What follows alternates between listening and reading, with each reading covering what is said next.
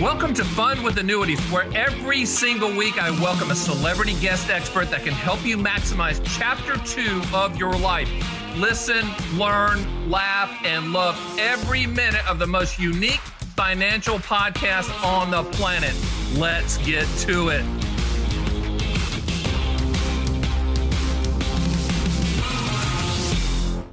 Welcome to Fun with Annuities. I'm your host, Stan, the Annuity Man, America's annuity agent licensed in all 50 states. We have a repeat guest on by popular demand. I've had him on one time, and after that one time, I never have had that many emails wanting him to be back on.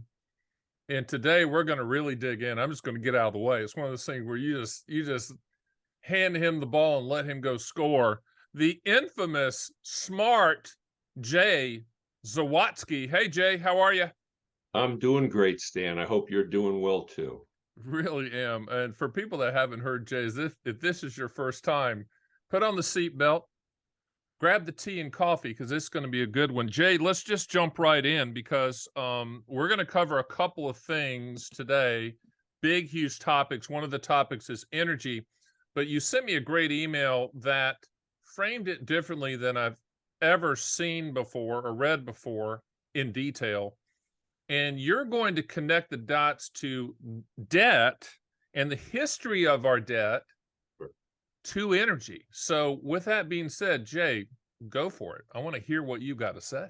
Certainly. Thank you, Stan. In order to understand where we are now, you have to understand some history. So I'd like to lay out as a framing device four interrelated historical timeframes that have resulted in the tremendous debt pile with which we find ourselves today. Now, the actual beginning point is not even in the United States. It starts in 1871 with the ascension of Otto von Bismarck to the chancellorship of Germany. Otto was the most powerful man in Germany during the, let's call it the fourth quarter of the 1800s. And what Otto von Bismarck did was he figured out for the first time in what we can refer to as the modern age, that in order to secure forever support from the masses in his country, he had to please them. And in order to please them, he created the modern world's first, what I refer to as welfare warfare state. How do you do that? Well, it's actually quite simple. You give the working class and the middle class freebies. You give them income supports. You provide them with medical services. Now, of course, income supports and medical services in the late 1800s were nothing like what's available today, but they had the finest welfare state in the history of Europe. And as a result of that welfare state, he was constantly reelected, if you will, to the chancellorship of Germany until 1890, when he retired. And during that period of time, he also was able to secure the assent and support of the ownership class in Germany, the people who owned the means of production. And so he was able to stay in power, and he built this incredibly strong German juggernaut. Now, as the years roll by, we know what happened. It got so strong and so desirous, it resulted in World War I. Now, speaking of World War I, we can now move to the United States and Woodrow Wilson. Woodrow Wilson was a great admirer of the state that Otto von Bismarck had created. He wanted to duplicate it in the United States. And the way he did that was passing two of the most important pieces of legislation since the Constitution of the United States was adopted in 1789. And what the first one was the Federal Reserve Act, which instituted the Federal Reserve. The second, and probably worse, was the institution of the 16th Amendment, which allowed for the income tax.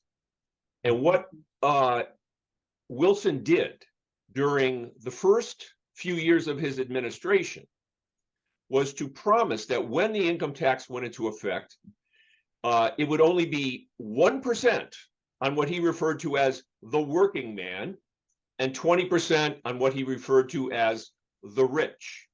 Man, that's been going, I mean, you saying that, I'm thinking, man, they have been using this crap for a long time. Wow. No doubt.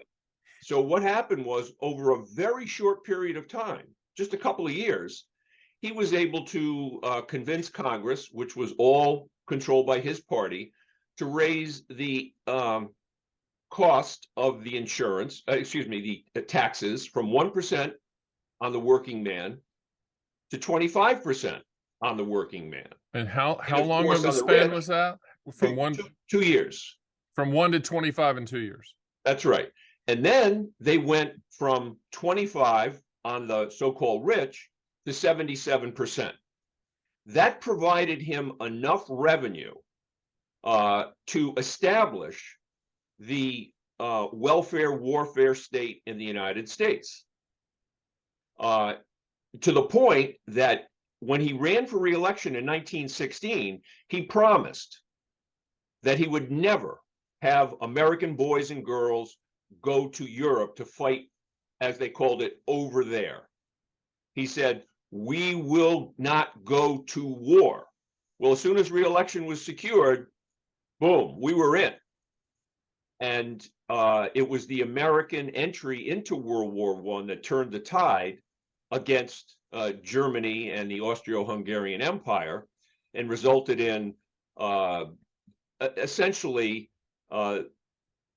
the Treaty of Versailles, which he negotiated, and that was such a poorly drawn treaty that it ended up in World War II 21 years later. It didn't make peace in our time, or peace for all time. It wasn't the war to end all wars. It was massive destruction on an unprecedented scale that resulted in the destruction of the German state, such that they decided that they would go with Herr Hitler 10 years later, and we all know how that worked out. So that's really the second historical point. Now, the third historical point is Franklin Delano Roosevelt. He took the welfare warfare state that Woodrow Wilson had established and literally put it on steroids.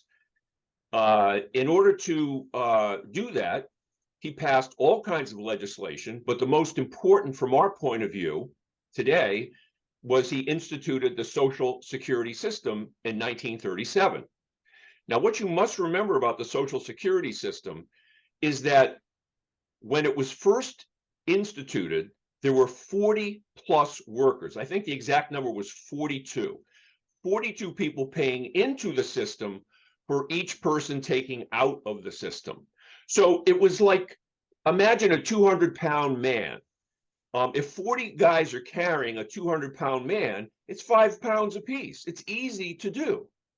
But over the course of time, and you also must remember that the age at which people lived in those days, the average age for a man who died at 59 and a woman 62. So if you had to get to 65 in order to collect Social Security, that's why there were so few recipients, because most people had died before they could collect, or if they started to collect, they didn't collect for long. So a lot was coming in and hardly anything was going out. But as time went by, more categories of Social Security recipients were created, and fewer and fewer and fewer workers paid into the system. So today, we have 2.7 workers paying into the system for each person taking out. And because lifespans are so much longer on average today than they were then, practically 20 years more, both for males and females, you collect a lot longer. So as a result, our system is, according to the trustees of the Social Security system, will be unable to pay full benefits by 2034. Now, that doesn't mean it won't pay any benefits. That's a lie that a lot of people tell you. Right. But they will only be able to pay out what comes in by workers, which today's projection is roughly 72%. So you're not going to be getting the full Social Security amount unless there are major changes made in the system to buck it up like they did in 1986 when Reagan was in office. So that's, oh, and the other thing we must make sure everybody remembers is that the other significant thing that FDR did was he confiscated all of the privately held gold in the United States other than jewelry. And once he did that, it took him 5 months to get it all. How did he do that? Well, he sent out notices to all bankers, and of course it was an executive order. And anytime you went to your bank in order to get into your security box, your safety box at the bank, they sent an IRS agent in there to see if you had any gold. And of course, some people complied voluntarily, and other people, they just had to look in the box and take the gold. And the last time I was on, I told you the story about my grandfather, who was accompanied to his box by the bank manager and the Internal Revenue Service agent, who confiscated his 10 1-ounce gold coins and paid him out $20 per coin, $200, which was the official price of gold at the time. Now, the scandal here is that as soon as 5 months was over and FDR had collected 261 million ounces of gold, it was the largest hoard of gold ever held by any one entity at any time in human existence, 261 million ounces. FDR then said, okay, well, now we're going to raise the official price of gold to $35. So if you were forced to give it up at 20, and now suddenly it's worth 35, that's a 70%, not 17, 70%. Where did they take that? Where was it held? Well, it was held mostly at the Federal Reserve Bank of New York, and some was put into Fort Knox. But most of the gold was taken to the Federal Reserve Bank down in the bowels of the bank, deep underground in Manhattan. Did they melt it down? Like things that weren't in bar format? Yeah, a lot of it was converted to bars. Now, if you look at the gold that's theoretically at Fort Knox, and I say theoretically because there's never been an audit of that gold, and there hasn't been an audit of the Federal Reserve gold either. There's a lot of talk in gold circles that a lot of that gold has been either sold or hypothecated out. We don't know. One of the things that there are some senators who are in the U.S. Senate today, Rand Paul, for example, who wants to audit the Fed. And one of the things he wants to audit is to make sure that they actually have the gold that's on the books of the United States. But that's sort of a side issue at this point. Okay, now let's fast, and of course, World War II came. And after World War II, the United States, the industrial might of the United States won that war, along with the unbelievable sacrifice that the Russian people made, on the Eastern Front. Right. Germany just couldn't stand up to, the pincer movements of all of our industrial might and our generals like Patton in Western Europe. And of course, Stalin and his boys just destroyed the Germans on the Eastern Front. And then after that was over, we dropped some bombs in Japan and they gave up. And then United States was the Colossus. We were the only player left standing. And as a result of that, we were able to dictate certain terms. And one of those terms was an agreement as to world currency. And we refer to that as the, I forget the name for a second, but it'll come to me. It was held at a resort in New Hampshire. And what emerged from that resort in New Hampshire was an agreement that the United States dollar would be held as the reserve currencies for the Western powers, meaning all of Europe, Japan, the United States, all that post-war. The only people who didn't participate in it was the Soviet Union. They had their own system and their satellites. But the US dollar would be backed by gold. So in effect, US had the gold. Every dollar was backed by gold, and therefore all of the reserves of all of the Western countries were also essentially on the gold standard. Now that agreement was abused by the next character in our story. That character is Lyndon Baines Johnson, became president upon Kennedy's assassination. And he was a very progressive, to use the term that's in vogue today, individual. He wanted to do two things, both part of the welfare warfare state. And by the way, I should digress for a moment. When Eisenhower was leaving the office of president in 1960, he had a very famous speech. And he said, beware the military-industrial complex, because he could see that after World War II, the defense contractors and their toadies in the Congress and in the Senate, who always backed them, were becoming more powerful than the rest of society combined. Is that the genesis of that phrase? Yes. Okay. That was Eisenhower, the military-industrial complex. So a few years later, LBJ ascends to the presidency, not elected as president, but vice president ascending to the throne there. And he decides that we're going to have what's called the Great Society. And at the same time, he says, we're going to really ramp up the war in Vietnam, satisfying the military-industrial complex, and also welding working people to his political party, just like Otto von Bismarck had done, just like Woodrow Wilson did, just like FDR. And now we had not only Social Security and the income tax, he grafted onto that system, which he called the Great Society, Medicare, Medicaid, and food stamps, among others. And what that did was create a scenario whereby the original expected amount that would be spent on Medicare, for example, Johnson said it would never, ever, ever be more than $50 billion a year. Well, last year, according to my notes, we spent $792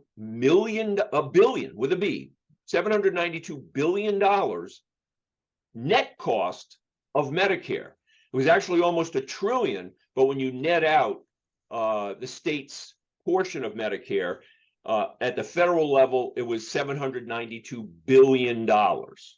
So what was supposed to never be 50 was now 792. And some might say, oh, yes, but there's been inflation since then. Not that rate of inflation. Yeah, that's crazy. Yeah. And then the same thing with Medicaid. Medicaid cost about $560 billion last year. So between the two, you can see those are entitlement programs. Mm-hmm. You don't have to do anything to get them other than participate in the system. But at this point in time, for example, Social Security and Medicare, you could take out much more from both systems than you ever pay in, including any interest that you might have earned. I mean, I did an analysis of how much in my working life I have paid into both Medicare and Social Security. Now, I've been collecting since I was 66. I'm 68. How old am I? 68 now. And if I stay on the current trajectory of medical costs and Social Security receipts, I will take out substantially more from the system than I ever paid in, including interest on the system. Well, a system like that is called a Ponzi scheme. Because if everybody's taking out more than they put in, and That's suddenly right. the number of workers is going down and down and down. And by the way, in a few years, it won't be 2.7 anymore, it'll be 2.3. Mm-hmm. Now, I personally believe that one of the reasons why there's so much immigration, both legal and illegal, is that they want more workers to come in No to doubt. start taking, paying into the system. You know, there are many ways to skin that cat, and that's the skinning mechanism that the government has chosen, at least for the time being. They're not counting the other social costs that may accrue from that, or are accruing, but that's for another discussion. Okay, so that brings us to the end of LBJ. Then the bottom line here is that our debt, which was minuscule in 1968, minuscule. Today it's $31.5 trillion on the books. And if you go to any number of counters on the internet, like usdebtclock.org, you can see in real time all of the debt that's been accumulated and continues to accumulate. And those counters spin so fast you can't even see the thousands. Right. It's just hilarious how fast it moves, but not so hilarious if you're a grandchild of someone who's 68. Like I got some grandchildren, they're going to end up paying for it one way or another. And the other thing, I can't wait to hear, how is this then dovetailing into the energy part? Okay, I got one more point to make, and then we can get to the energy. The unfunded liabilities, what I just described to you was 31.5 trillion, what we call on the books. But the unfunded liabilities, the gap for Medicare, Medicaid, Social Security, and government pensions, present value, not total nominal dollars, but present value is 93 trillion. So if you add the 31 to the 93 and then compare that, divide that by the GDP, we owe right now 400% of GDP. Now, put that on your family scale. If you owed 4 times what you can earn in a year, and you owned nothing to back it, it's not like you went out and borrowed to buy an incredibly productive business or a large piece of real estate that has tenant income being generated. None of that. This is just money that's been taken in for current consumption. They pay the money out Social Security, they pay doctors and nurses on Medicaid and Medicare, but there's no roads and bridges being built. There's nothing being generated for the future that can create future service potential and future cash flows to the government. That's the problem. That's bad debt. Good debt is the kind of debt you take on to buy an important piece of equipment for a business so that you can generate more cash flow to pay it back and then make profits and pay taxes on those profits and pay your employees ever more money. That's called productive. Our debt is completely unproductive. So when someone like Nancy Pelosi used to say, oh, every dollar of debt we take on improves the economy. Well, she's reading from 1968 or 1948. When we took on $1 of debt in the early 50s, it actually grew the economy by $6 to $7. Currently, for every new dollar of debt we take on, we only get 50 cents of economic growth. So that's a negative benefit. And that's where we are. So now, how is this related to energy? Well, energy is the most important concept in the world. And it's the most important concept that will ever exist in the world. Because without energy, nothing happens. The only way to ever pay off the debt or even begin to pay the interest on the debt without defaulting on it one way or the other is to improve productivity. And the only way to improve productivity, meaning squeezing more juice out of the same bunch of grapes, getting each hour you pay your employees more productive so that you can generate more profits, pay taxes, give increases in pay to your employees. The only way to do that is to increase productivity. But productivity in the United States is declining.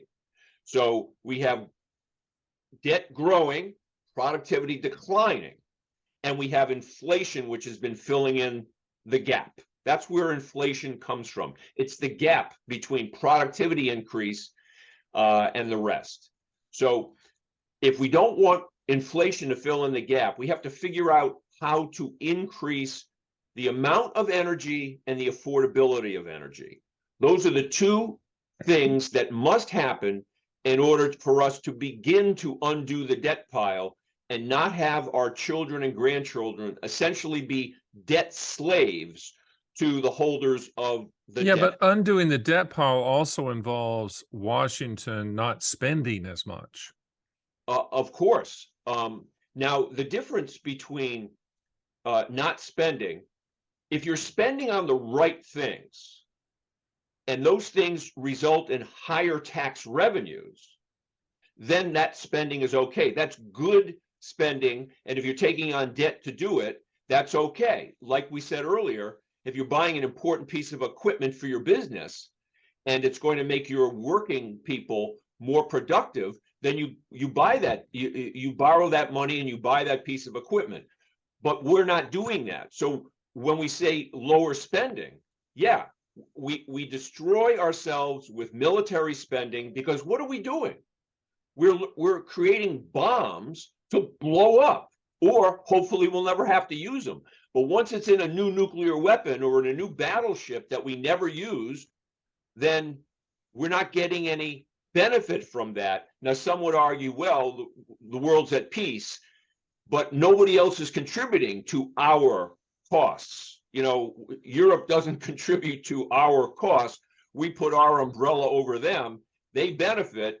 They pay instead of paying how, into we're in, if you broke down energy and you're breaking down a couple other ways, but the two things that I want to hear your expertise on is obviously fossil fuel, which some people hate and some people love, and then green energy. That whole argument, how is that dovetailing into the debt? Okay. The only way to pay off or pay down the debt, as I said, is to get more productive. The only way to get more productive is to increase the availability and affordability of energy. There is no increasingly affordable energy, and the amount of energy on the planet per person is not increasing, it's actually declining. So we're going the wrong way on it. Fossil fuels are becoming scarcer. Now, that doesn't mean they're going to run out next week or next year or even in 2 decades, but they're getting harder to replace. Look at it this way. Look at what's called the energy return on energy invested, EREOI. When we first discovered oil, we could generate 100 barrels of new oil by expending the energy in 1 barrel of oil. Today, we only can find 4 barrels of oil with the expenditure of energy in a single barrel. So we had tremendous energy leverage 100 years ago, and we're having very declining energy leverage today. But we hear about these oil fields in the Middle East and oil fields in Alaska and all of this stuff, and we're led to believe, depending on what news outlet you're watching, is that there's infinite amount of reserves and fossil fuels available. We just don't have the gumption or political fortitude to go get it. Is that true or false? It's a combination. The total amount of recoverable oil in the world is roughly equal to the amount of oil we've already taken out of the world.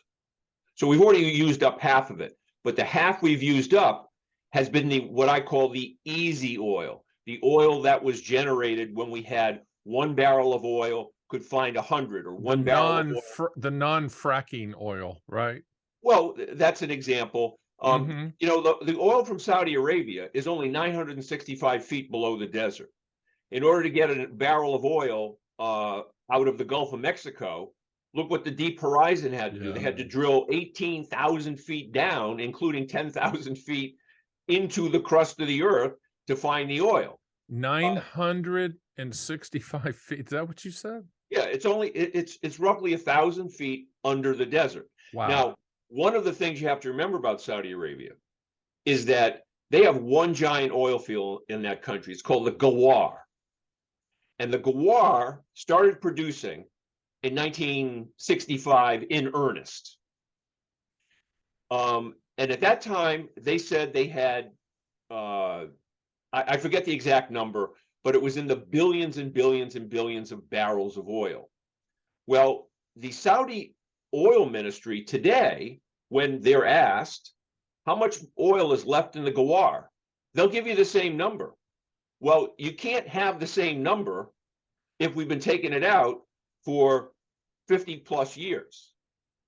And one of the ways that they're using to be able to keep their pumping going, their production, is they're sucking in seawater from the Persian Gulf and using it to get underneath. So if the Ghawar was this thick, he's holding his hands. He's holding his hand about 6 inches apart for the people on the podcast. Right.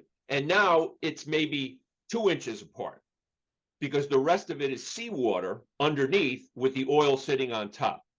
Now, the same thing is true, not necessarily the same methodology, but there's a giant field in Mexico. It's called the Chantarelle field. That's almost 80% depleted. Now, but let me stop you. Jay, yeah. You're president. I just voted for you. I'm vice president, of course, just in case something happens to you. But you're president. Boy, would that be a fun ticket. Anyway, what do you do? What do you do right now to solve the debt energy conundrum and connection? Well, the first thing you have to do is educate people on why it's important that our focus be not on welfare warfare state, but on energy dominance. Good luck. That's like showing paintings to blind people. Let's just say you can't. No, I can promise you. I can promise you that would work, because everybody would make money. Everybody in the welfare warfare state would make money, because there are ways to convert our energy system to a system that will please everybody. How is that? Tell us how you're going to do it, President Zawatsky. We're going to adopt what's called the hydrogen economy. Now, hydrogen is what fuels the sun. Now, I'm not talking about nuclear power. Up in the sun, hydrogen is converted to helium, and it is an exothermic reaction, and we get light and heat, and it keeps us warm and keeps us light. I'm not suggesting nuclear power. Too many people are opposed to nuclear power. A lot of people talk about nuclear fusion eventually. That's not going to happen anytime in the next 40 to 60 years. Agreed. But we have a technology that exists right now, and we have all of the delivery technologies necessary to convert all of our fossil fuel use. And we use fossil fuels, obviously, for transportation, and we use it for heating, and we use it for electricity production. Most of the fossil fuel we use today is natural gas. A lot of it is oil for transportation, and then we use a lot of coal for generating electricity. But you're saying you said hydrogen, right? Yes, I'm just letting you know what we currently use. Most of the electricity, most of the motive power in the country come from one or the other of the fossil fuels. Now, very little bit of it comes from renewables, wind and solar, or biomass. But there is a completely different technology, and we already have it, and it's called the electrolysis of water. Water is made of two elements, hydrogen and oxygen, H2O. Sure. And if you generate electricity, let's say there's a giant wind turbine and it's making electricity. If you take that electric current and put it into a bucket of water, At the anode and the cathode, each gas comes up. At one of them, the hydrogen, at the other, the oxygen. You collect that hydrogen, and hydrogen burns just like natural gas. What is natural gas?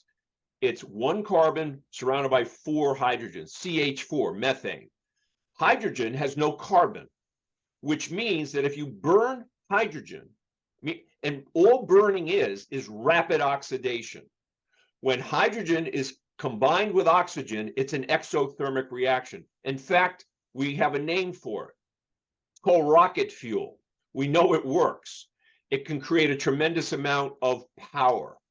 Well, if you burn the hydrogen instead of methane in a gas-fired electric utility plant, you will be able to generate just as much heat, which will generate just as much steam, which generates the electricity. But why aren't we doing that? You're telling me it's there. It's a because technology. Nobody has figured out, except for me, how to generate sufficient amount of electric power totally without carbon to have enough hydrogen to supply all of the transportation, heating, and electricity needs. So how do we do that, President Zawatsky, without you getting shot by the conspiracy theorists and people that you're allegedly taking money from? Well, actually, I'm not taking money from them. I know that. I said allegedly. Right. Well, let me tell you who would participate in this. We have to create a consortium of participants, the same consortium that now exists to promote and use fossil fuels. Who are they? They're the oil companies. They are the pipeline companies. They are the utility companies. If you were to go to them and show them on paper, present to them a snake-checked model of how this works, and we're going to create. But I've got to interrupt you. I mean, you're smart as heck, but you can't be the only one that's thought of this. There are a number of players who are beginning to make investments in what are called blue hydrogen. Blue hydrogen is made of natural gas, and then they capture the carbon and sequester it underground. We have a lot of CH4, a lot of methane. For example, there's a company called EQT. It's the largest gas production company in the eastern United States. They operate in the Marcellus Shale in Pennsylvania, West Virginia, and eastern Ohio. And it's the most prolific producing of gas right now, the most prolific producing asset of gas right now. They are taking a portion of their gas and they're converting it to hydrogen through the blue hydrogen method. It means that they heat up the CH4 and they take the CO2 created, they sequester it, and then they have a stream of hydrogen. And that stream of hydrogen can be used currently mostly in steel making. So getting back into the lane of debt and energy is what you're saying is not be a better fossil fuel producer, is to completely flip and pivot and go to a different direction, which will then make energy cost less, which will then make everyone more productive, which will then lessen the debt if we can keep our politicians from spending the excess, right? In a nutshell, what you just said is true, but it's not an off or on. Natural gas is cleaner than coal. Natural gas can also be converted to fuels for motive power. You can make gasoline and diesel fuel and jet fuel out of natural gas. We have a lot of it. We have maybe 100-year supply of natural gas in the United States. Let's spend a little bit of time on why this isn't. Why are most of my podcast listeners going, that makes sense. Why aren't we doing it? Why aren't we doing it? Who's in? Because there's nobody who is spearheading it, and it will cost trillions of dollars, because you have to find a spot in the United States where there is enough wind and enough water, because what are the two things you need to make electricity from water? You need wind power to turn the turbines, which create the electricity, and enough fresh water to convert into a stream of hydrogen gas. The rest is just details, because then you can compress that gas, put it on liquid hydrogen carrier ships like liquid natural gas ships, and bring them to the coast, feed them into the pipeline would the system. environmental wackos go nuts on this, or would they embrace it? Well, if you're not, what's the current green religion? CO2, right? Mm-hmm.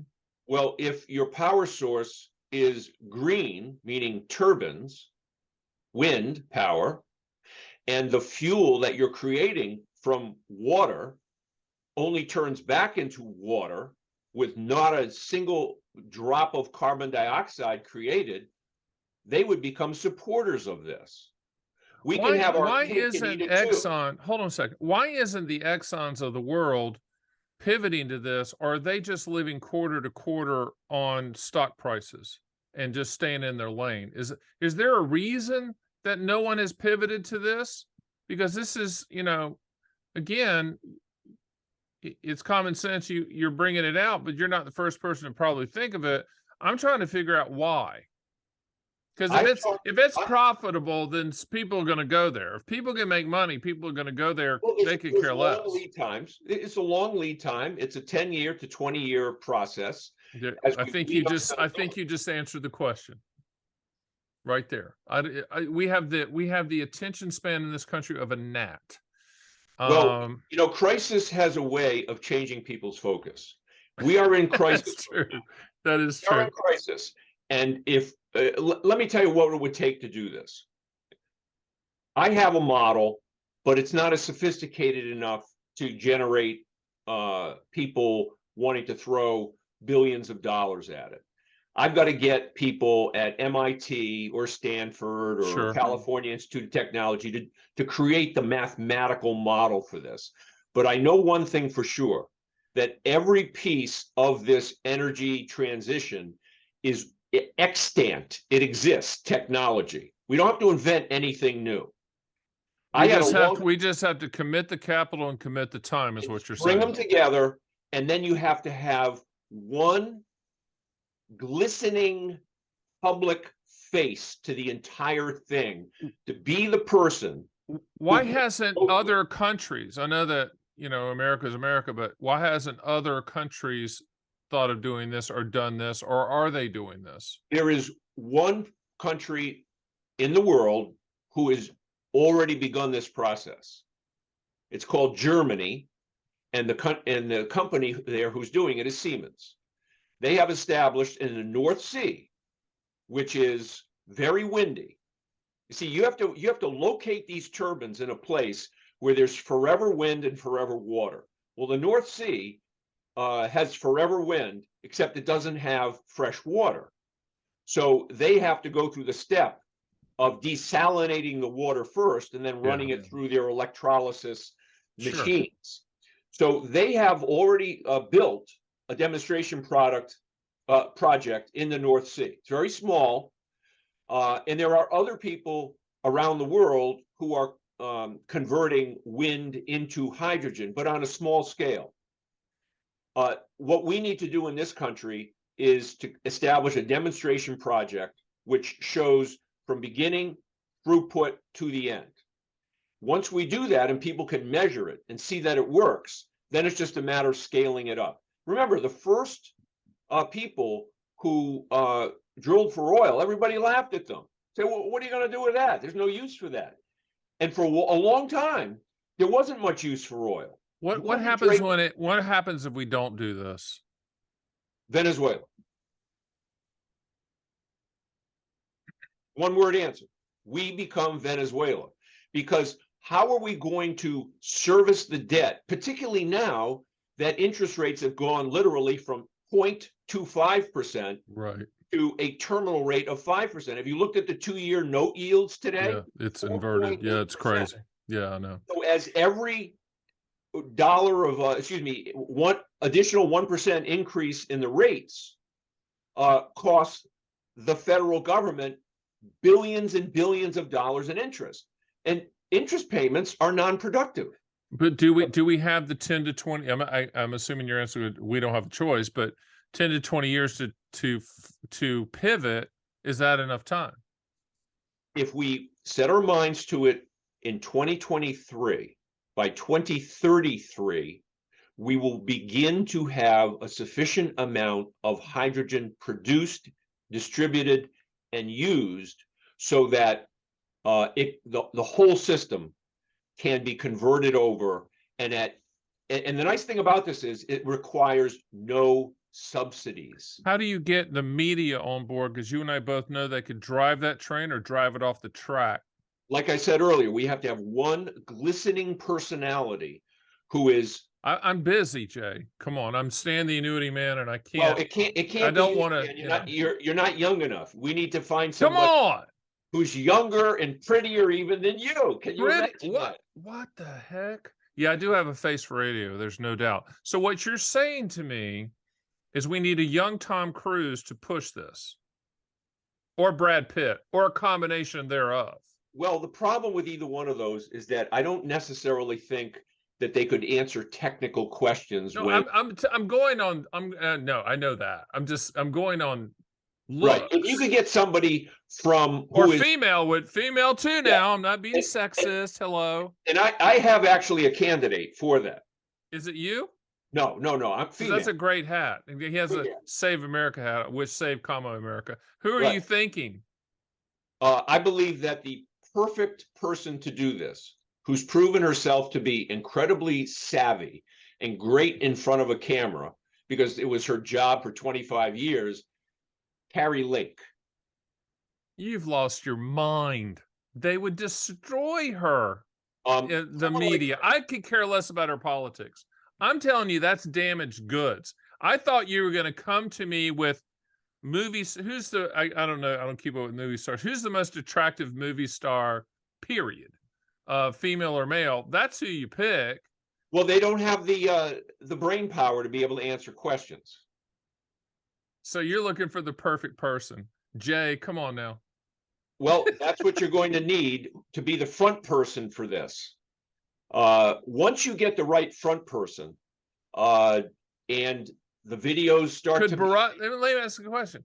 Because Barack Obama is the personality that when he was young that could have pulled that off. I mean, I didn't vote for him, but I mean, I think he's a nice person, and he's that figure that is everyone kind of gravitated to on both sides. Some people hated him, but you and I both know he could have pulled that off, right?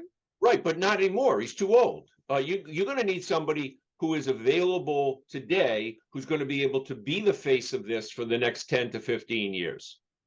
And it's going to be and stay disciplined. Jay, I mean, I like the idea, obviously, but there's so many hurdles. Consortium, smart, attractive, answering politicians. Well, you asked me, how are we going to save America? And the only way to save America is to re-energize America. And the only way to do it is with hydrogen, because it solves all the problems that we have. Those who believe in man-made global warming because of carbon dioxide will say, oh, that doesn't create any carbon dioxide. That's a good idea. It's just water back to water. And other people will say, it's done without subsidies, so it's not costing the taxpayer anything. And it's going to say to people who want to invest in it, pension funds will invest in it. People who buy stock in all of these energy companies. I mean, when you see the upside benefit, think about how much do we spend on fossil fuel, coal, and all the rest today? I know. Every year. I know. I was getting excited, Jay, until we came up with a point that we need a young, vibrant, very high IQ. So we need to be trolling the top universities for a model, male or female, that can do this, right? 330 million people in America. I think we could line them up and pick the top 1,000 and then have screen tests for all of them.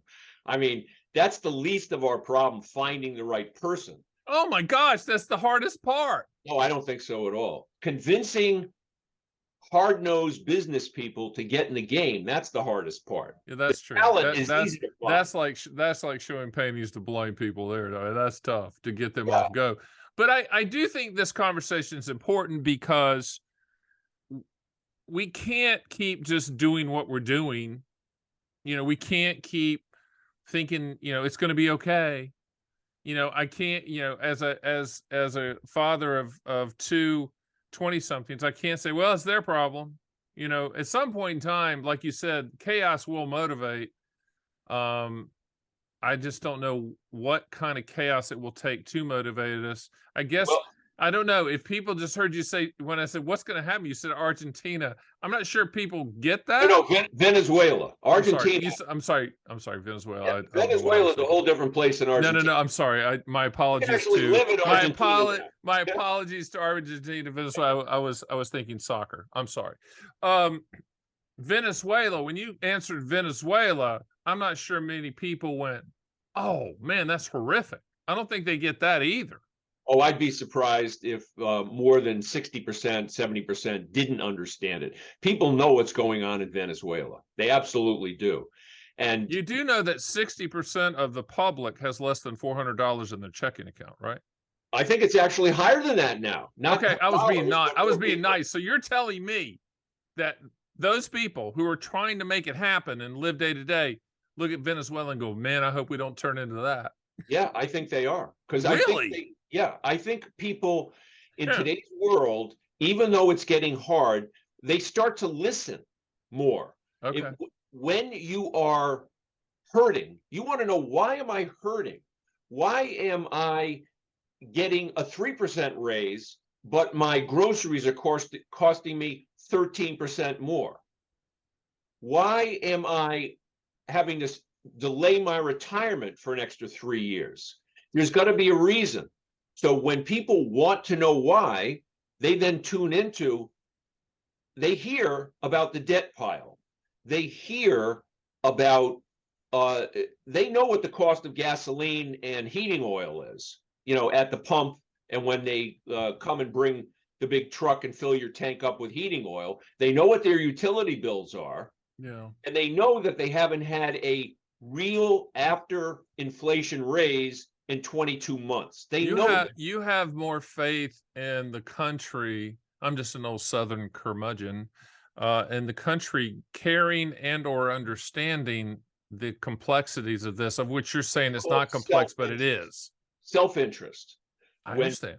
When people realize that there is a way out of the morass, and somebody can present it in bite-sized chunks and say, first we do A, then we do B, then we do C, they'll say, oh, that's good. Let's try that. And you got to get the Senate, you got to get the, you know, House of Representatives. You got to get the media. The media will do whatever, you know, is in vogue at the time. If they see people flocking to something that's green and will rebuild the country, even they will get on board with it. If they don't, if you're right, Stan, then make plans to move to Uruguay in the next 6 months. Uruguay? Why Uruguay? Why not Argentina? Because we've ruled out Venezuela. Right. Well, Uruguay is one country, probably the only country in the world that is almost isolated both from imports and exports. They only import 10% and they export 10%. They produce all their own food. They produce most of their, you know, small manufactured items. The only thing they bring in are cars and TVs, things like that. As long as they have a very good live music scene, Jay, I'm there, because I got to hear my electric guitars, and maybe I'll bring my band down there to tour. Montevideo in Uruguay is a big, you know, capital city. There you go. Well, Jay, it's always fun. This isn't the last time you're going to be here. I can't wait to, because Jay, this is a great, and I'll close with this. And I appreciate everybody joining us on the podcast and fun with the Annuities YouTube platform. But Jay will send me things and say, I think this might be interesting. And I can't wait to see his next ones that he'll send me, because his brain is on overdrive. And that's why I love him. That's the reason the people love him. I guarantee you just are going to walk away from this podcast going, wow. Wow. I mean, this is a wow moment, but that's the reason we bring Jay on. So for everyone out there. Hey, by the way, Jay, last thing I forgot to do this The mic drop. recently. Mic drop moment, Jay. 5, 4, 3, 2, 1, go. Everything I've said to you today, Stan, leads to one simple conclusion for those who are in retirement, about to retire, or trying to spell retirement, as Stan the Annuity Man always says. And because of the uncertainty, you have to use the barbell approach to protect yourself, your purchasing power, and your current income. We went over it last time. They can go back and look at the previous thing on the barbell approach. But the most important component of the cash side of that is getting 3 to 5 year MYGAs at this point, because they're going to be able to lock in. What are they at now, Stan? 5+? Yeah, they sure are. Okay. Now, that's not meeting the rate of inflation necessarily, but it ain't zero. It's not a bank account. And it's not subject to the FDIC's potential demise if there is a problem. So next to treasuries, MYGAs are the best thing, because the insurance companies are better capitalized than the banks are. So my mic drop moment for you, Stan, is, and like I said last time, I got nothing to do with that industry. You didn't even know I was going to say that, but I've done a study of this, and I believe that to be true. I've got a new commercial for Jay. It's that old beer commercial. Jay Zawatsky. Keep thinking, my friends. Keep thinking. There you go. Jay Zawatsky, one of the smartest dudes on the planet, and I appreciate you being here. I appreciate every single person listening to with us on the podcast platforms and the YouTube channel, Fun with Annuities. I'll see you next time.